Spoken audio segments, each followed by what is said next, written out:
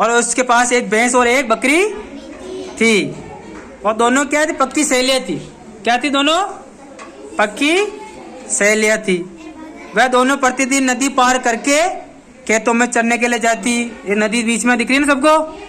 दोनों नदी पार कर रहे हैं और वो खेत में वो चरते हैं। चरने के बाद शाम को वापिस अपने घर वापिस आ रहे हैं नदी पार करके। एक दिन दोनों चरने के लिए प्रतिदिन की भांति उन्हीं खेतों में गई। खेत कहाँ पर है वो उनका? नदी के पार। और वहां पर वो मजे से खेत में क्या कर रहे हैं? घास। दोनों क्या कर रहे हैं? खेत में घास चर रहे हैं। तो बकरी का पेट क्या हो गया? उसमें जल्दी भर गया। क्यों भर गया जल्दी? बकरी छोटी रहती है ना भैंस से, तो उसका पेट क्या हो जाता है? जल्दी भर जाता है। तो उसने भैंस से कहा, दीदी मुझे मैं करने की इच्छा हो रही है, मुझे भजन गाने की इच्छा हो रही है। किसको हो रही है? बकरी को। भैंस ने कहा, अभी मत चिल्लाना।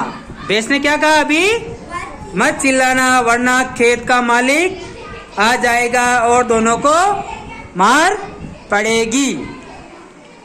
बकरी जिद्दी थी। वह नहीं मानी और जोर जोर से भजन गाने लगी, मैं करने लगी। बकरी की आवाज सुनकर किसान लाठी लेकर दौड़ा और बकरी झटपट भाग गई थी। अरे बकरी की आवाज सुनकर किसान लाठी लेकर दौड़ता है और बकरी हल्की फुल्की थी, वो भाग जाती है वहां से जल्दी। और भैंस वहीं रुक जाती है। बेचारी भैंस खेत का मालिक उसे लाठी से खूब पीटता है। भैंस मनी मन बकरी को कोस रही थी। क्या अचानक बरसात हो जाती है, नदी में बाढ़ आ गई। शाम को भैंस और बकरी घर लौटने लगी तो नदी में बाढ़ देखकर बकरी डर गई।